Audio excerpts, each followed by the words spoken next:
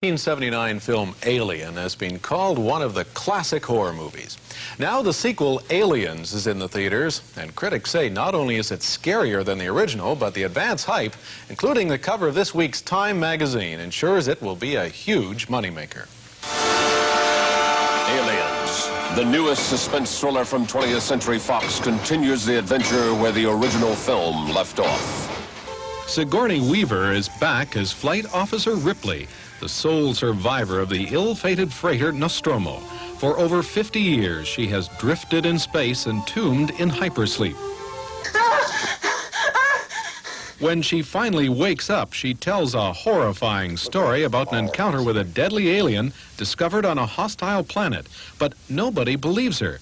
She's forced to return to the planet with a group of Marines searching for lost settlers. I think she's really a haunted person, and that this is a catharsis for her, going back and finishing an episode that started, half a century ago. I think that's what interested me, made me want to do a sequel, because I wanted to get back and get inside her again and see what had happened, what had happened to her. When the search party lands on the aliens' planet, they find only one human alive, a little girl named Newt, played by 9-year-old Carrie Henn.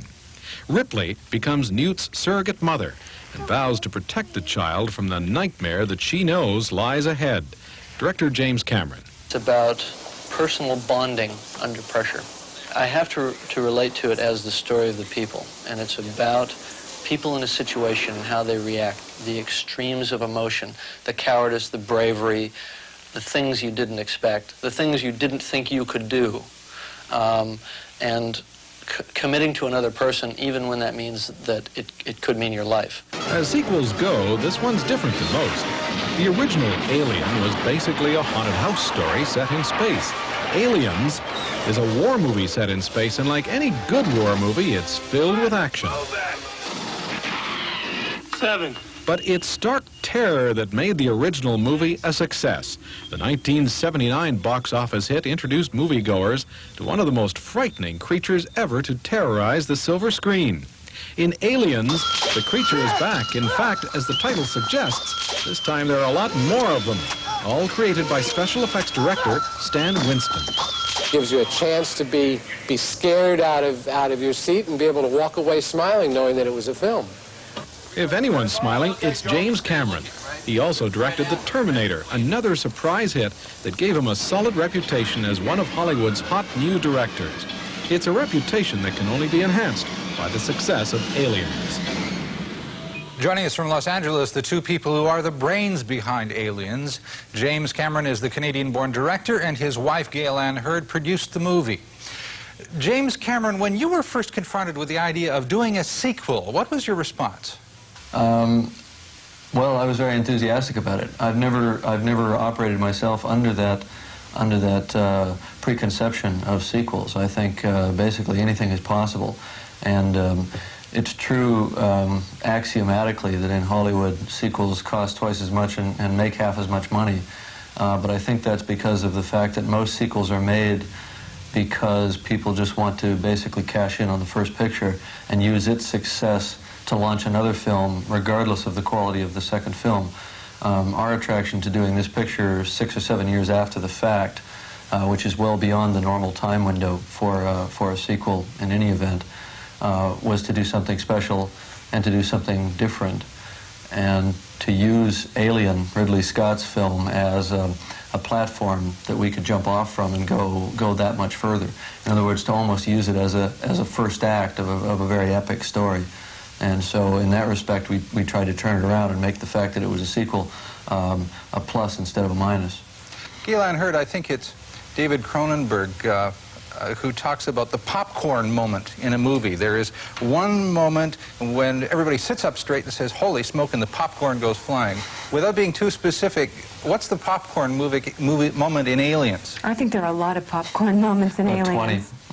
Mm-hmm. Some start right off the bat, and then I'd say we've got 45 minutes at the end where there won't be a popcorn left in the box in the theater. I gather that creature, that repulsive creature from Alien, is back in multitudes.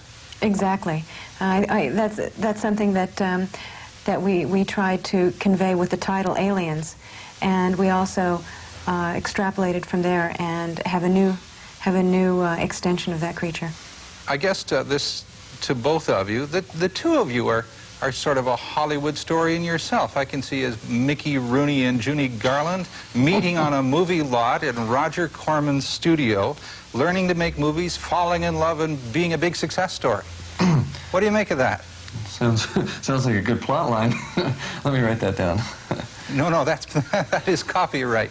But it must be an exceptionally exciting time of your lives. You must be having a ball. I'd say that's pretty accurate. I mean, it's been a very good experience working on these two pictures. Terminator we did as partners, and Aliens we did as man and wife and as partners, and husband and wife. What did I say? Man and wife. Man and non-human counterpart.